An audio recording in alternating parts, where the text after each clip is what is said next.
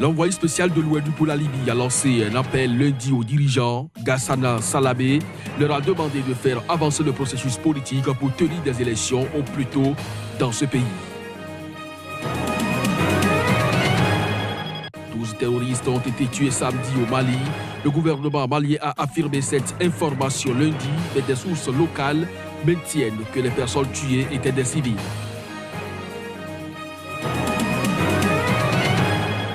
À Madagascar, la communauté indo-pakistanaise est de plus en plus ciblée par des actes de kidnapping, une tendance qui devient inquiétante et qui a poussé la police à créer une unité spéciale en charge de ce problème.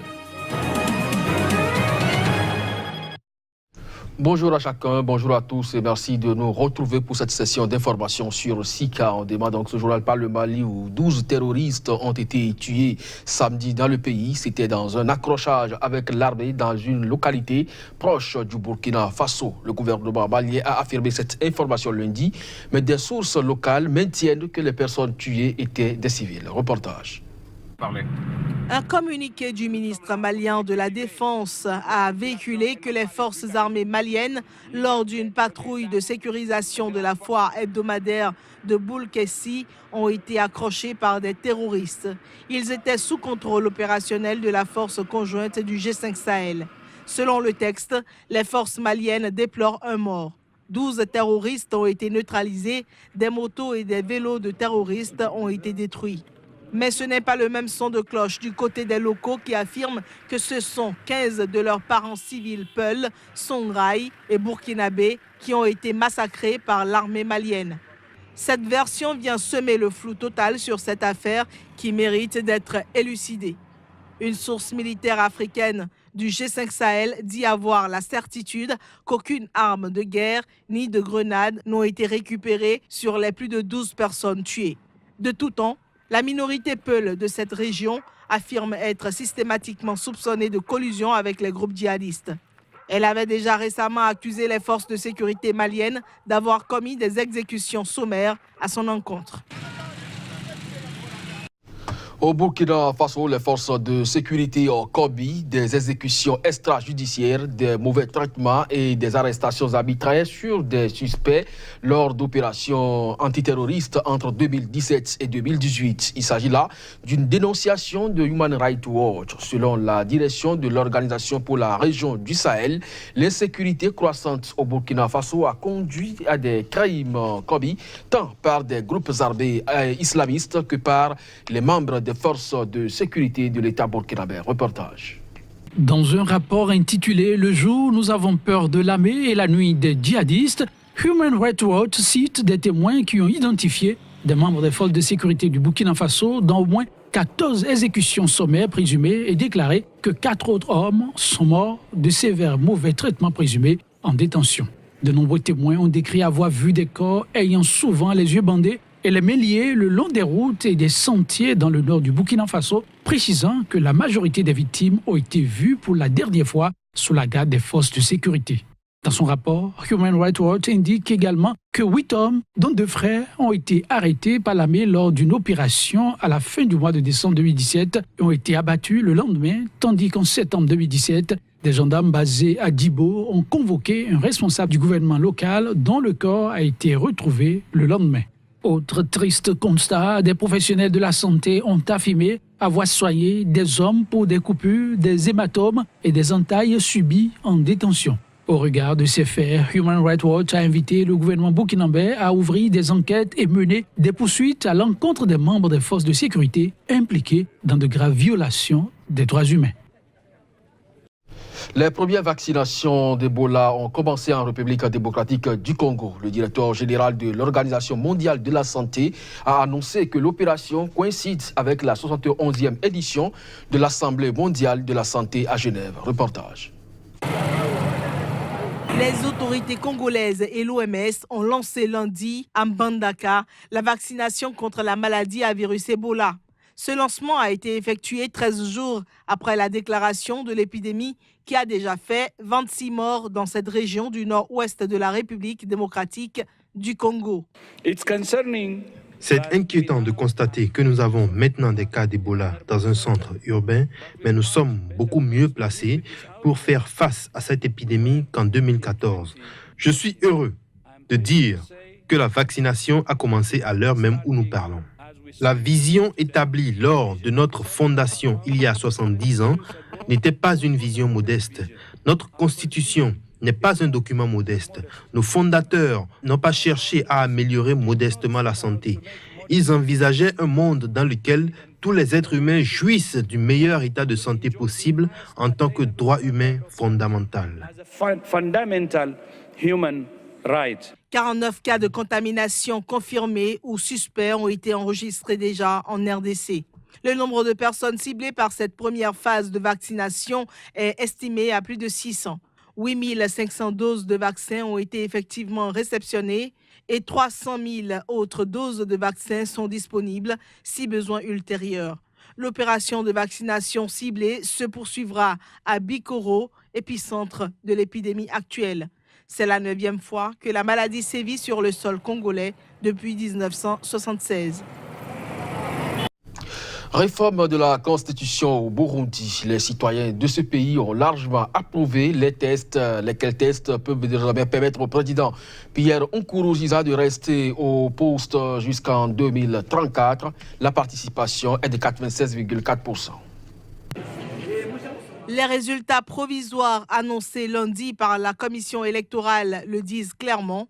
Le oui en faveur de cette révision constitutionnelle a obtenu 73,2% des voix contre 19,3% au non, 3,3% à l'abstention et 4,1% pour les bulletins nuls.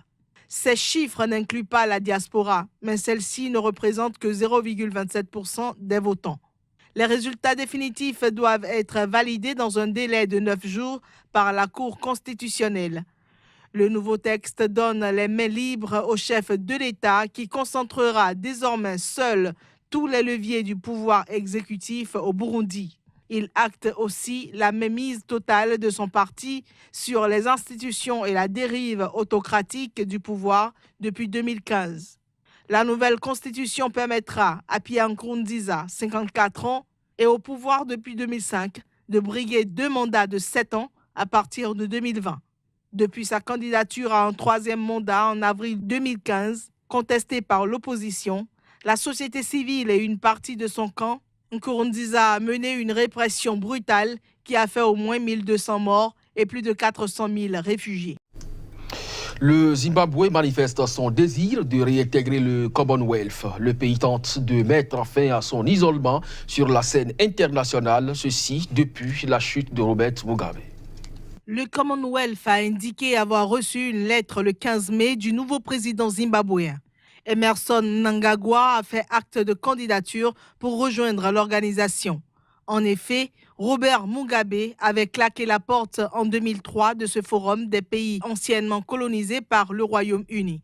Le Zimbabwe avait été suspendu en raison du scrutin présidentiel de 2003, marqué par des violences et des accusations de fraude. Depuis lors, le pays est devenu de plus en plus isolé au sein de la communauté internationale. Les pays membres du Commonwealth sont prêts au retour du Zimbabwe en son sein quand les conditions seront bonnes. Pour la secrétaire générale Patricia Scotland, le retour éventuel du Zimbabwe au sein du Commonwealth après une candidature réussie d'adhésion serait une occasion importante. Elle a confirmé que l'organisation allait envoyer des observateurs pour les élections prévues en juillet ou en août au Zimbabwe, premier scrutin depuis la chute de Robert Mugabe en novembre dernier. À cet effet, le pays est appelé à la tenue d'élections crédibles et pacifiques pour rétablir la confiance et l'espoir des habitants sur la trajectoire de la démocratie et du développement. La Gambie a réintégré le Commonwealth en 2018 après l'avoir quitté 5 ans plus tôt. L'Afrique du Sud, le Pakistan, les îles Fidji ont fait de même dans le passé. Je vous le disais en titre, l'envoyé spécial de l'ONU pour la Libye a lancé un appel lundi aux dirigeants libyens. Ghazana Salamé leur a demandé de faire avancer le processus politique pour tenir des élections au plus tôt dans ce pays. C'était lors d'une réunion du Conseil de sécurité. Reportage. Aucune indication sur un calendrier électoral n'a été donnée. Mais l'envoyé spécial de l'ONU pour la Libye a martelé qu'il est essentiel que le processus politique avance.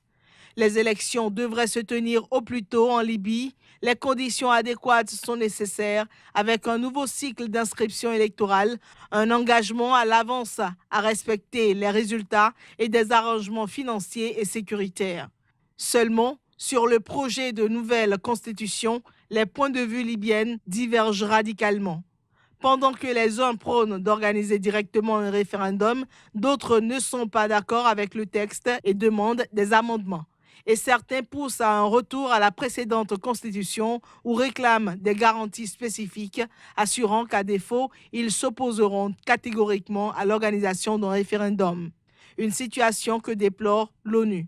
L'envoyé spécial de l'ONU pour la Libye a promis de dévoiler des propositions pour un référendum ou des élections nationales lors d'une prochaine rencontre avec le Conseil de sécurité, tablant toujours sur un scrutin en 2018. À Madagascar, la communauté Karana ou indo-pakistanaise est de plus en plus souvent ciblée par des actes de kidnapping, une tendance qui devient inquiétante et qui a surtout poussé les forces de l'ordre et de sécurité à créer une unité spéciale en charge de ce problème. Reportage. L'enfer. Daniel Ismaël se souvient de ce mois de mai 2017. Yanish, son fils de 26 ans à l'époque, venait d'être enlevé et pris en otage. Pendant une semaine, elle a été cagoulée dans le noir total et après la négociation a commencé jusqu'au paiement d'une rançon. Le montant de la rançon restera secret. Pour Yanish, le calvaire a duré 23 jours. Il ne savait plus du tout c'était le jour et la nuit. Le seul moment où il savait que c'était le jour, c'est quand il sortait dans les toilettes. C'était uniquement là où il y avait les brins de lumière, quoi. Traumatisé, le fils de Daniel a quitté Madagascar. La famille Ismaël fait partie de la minorité indo-pakistanaise appelée ici les Karanes. Ce sont eux les plus touchés par les enlèvements. Sur 14 cas recensés officiellement en 2017, 13 ont visé les Karanes. La communauté compte 15 000 membres, souvent commerçants. Ils sont perçus comme relativement riches. Selon les autorités, les auteurs d'enlèvements sont des bandes organisées également spécialisées dans les braquages. Il y a quelques années, Thierry a été attaqué dans son magasin. 2 personnes sont venues. Il y a une personne qui était avec son pistolet. Et le deuxième, il m'a poussé, je suis tombé. Et il y a un qui est monté sur moi. Et il m'a dit, où est l'argent ? Face à la recrudescence des enlèvements, les forces de l'ordre ont mis sur pied une unité spéciale il y a 8 mois. Problème, elle n'enregistre que très peu de plaintes. Nous pensons que ce cas de nos plaintes, c'était à cause de la peur, puisque nous avons entendu que les kidnappeurs, ils ont encore menacé la victime en cas de plainte ultérieure. Ils ont menacé de mort. Résultat, depuis sa création, l'unité n'a pu enquêter que sur 9 affaires seulement. Et pour l'heure, 19 personnes ont été traduites devant la justice et attendent toujours leur procès. Merci à vous de nous avoir suivis. C'est la fin de cette édition. Très bonne journée à chacun et à tous. Au revoir.